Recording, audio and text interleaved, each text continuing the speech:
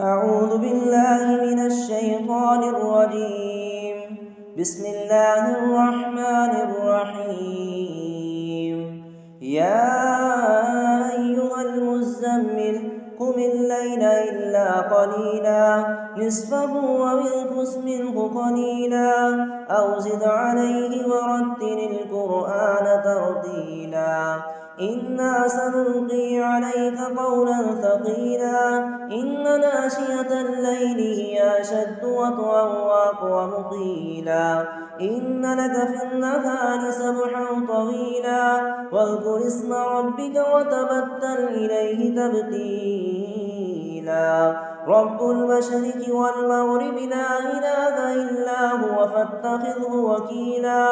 واصبر على ما يقولون واهجرهم هجرا جميلا وذرني والمكذبين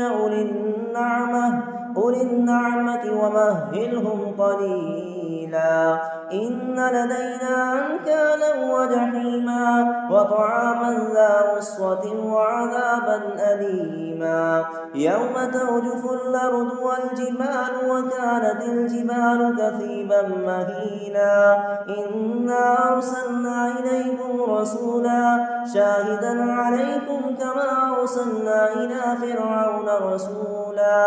فعصى فرعون الرسول فأخذناه أخذا وبيلا فكيف تتقون إن كفرتم يوما يجعل البلدان شيبا السماء منفطر به كان وعده مفعولا إن هذه تذكرة فمن شاء اتخذ إلى ربه سبيلا إن ربك يعلم أنك تقوم أدنى من ثلثي الليل ونصفه وثلثه وطائفة من الذين معك والله يقدر الليل والنهار علم أن لو تحصوه فتاب عليكم فاقرؤوا ما تيسر من القرآن علم أن سيكون منكم مرضى وآخرون يضربون في الأرض يبتغون من فضل الله وآخرون يقاتلون في سبيل الله فاقرؤوا ما تيسر منه وأقيموا الصلاة وآتوا الزكاة وأقرضوا الله قرضا حسنا وما تقدموا لأنفسكم من خير تجدوه